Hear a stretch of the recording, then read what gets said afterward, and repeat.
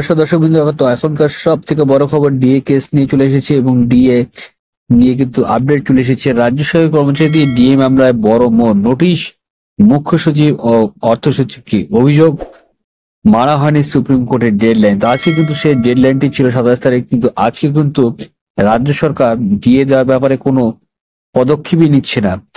তো সেই ব্যাপারে কিন্তু রাজ্যের আইনজীবী মনোজ সিংভি এবং ডিএ 50 মিটিয়ে দেওয়ার প্রস্তাব দিয়েছিল আদালত, কিন্তু সেই ব্যাপারে কোনো উদাসীন ভাবে কিন্তু চলছে রাজ্য সরকার। তো খবরটি একটি বিস্তারিতভাবে দেখে নেওয়া যাক। ডিএ মামলায় রাজ্যের মুখ্য সচিব এবং অর্থ সচিবকে নোটিশ ধরিয়ে দিল মূল confederation of state government employees. 25% DA দেওয়ার যে নির্দেশ সুপ্রিম কোর্টের তরফ থেকে দেওয়া হয়েছিল সেটা কিন্তু কার্যকর হয়নি এবং ডেডলাইন যেটা দেওয়া হয়েছিল সেটা কিন্তু মানা হয়নি, এবং সেটা কিন্তু মূল মামলা কিন্তু নোটিশের মাধ্যমে সেটাকে জানানো হয়েছে। গত 16 মে 25% ডিএ কিন্তু দেওয়ার অনুমতি দিয়েছিল বিচারপতি, সুপ্রিম কোর্টের বিচারপতি সঞ্জয় করলের বেঞ্চ। রাজ্যের আইনজীবী অভিষেক মনোজ সিংভি কিন্তু ডিএ বকেয়া 50% মিটিয়ে দেওয়ার প্রস্তাব দেয় আদালত।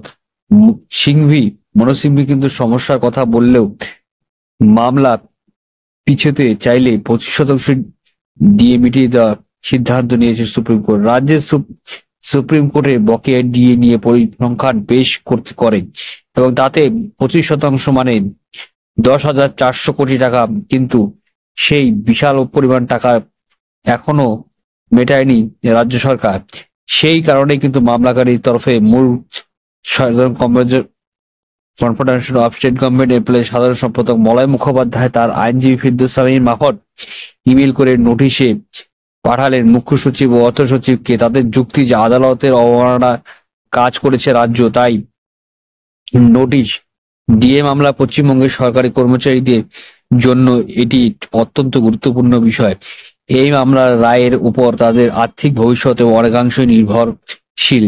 তাই সুপ্রিম কোর্টের প্রতিটি পদক্ষেপে এবং প্রতিটি শুনানির মধ্যে অত্যন্ত গুরুত্বপূর্ণ তাৎপর্য ছিল।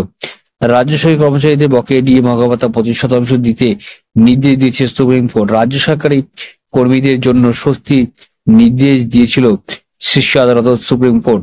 সুপ্রিম কোর্টের প্রথমে আদালতে রাজ্যকে 50% বকেয়া ডিএ বা মহাভাতা দেওয়ার জন্য বলেছিল, দিয়ে দিন এই কথা কিন্তু বলেছিল, কিন্তু তারপর রাজ্যের অনুমতি সুপ্রিম কোর্ট নির্দেশ দেন 25% মহাভাতা আগে আপনারা মিটিয়ে দিন, কিন্তু সেই নির্দেশটি কিন্তু মানেনি।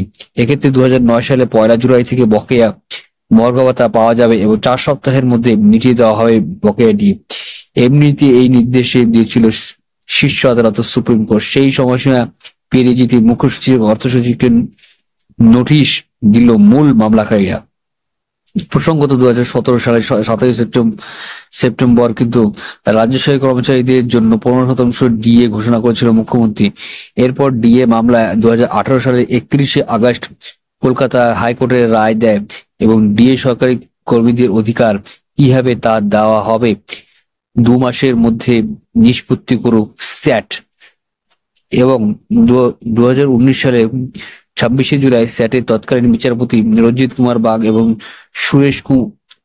সুরেশ কুমার দাসের নির্দেশ দেন 1 বছরের মধ্যে কিন্তু সরকারি কর্মীদের ডিএ মেটাতে হবে, কিন্তু রাজ্য সরকার তা না দেওয়ায় কর্মচারী সংগঠনের আদালত অবমাননা মামলায় ফের স্যাটের দ্বারস্থ হয়।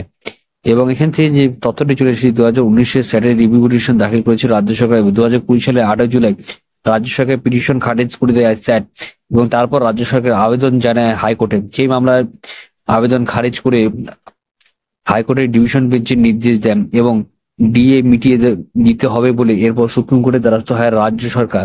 সেখানে আপাতত 25% ডিএ মিটিয়ে দেওয়ার নির্দেশ দেওয়া হয় এবং সেই নির্দেশ কিন্তু অমান্য করেছে রাজ্য সরকার।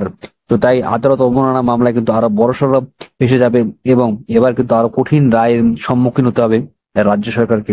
এটি জানিয়েছে আইনজীবী ফিরদৌস সামির মহাশয় এবং confederation of state government employees সাধারণ সম্পাদক মলয় মুখোপাধ্যায়।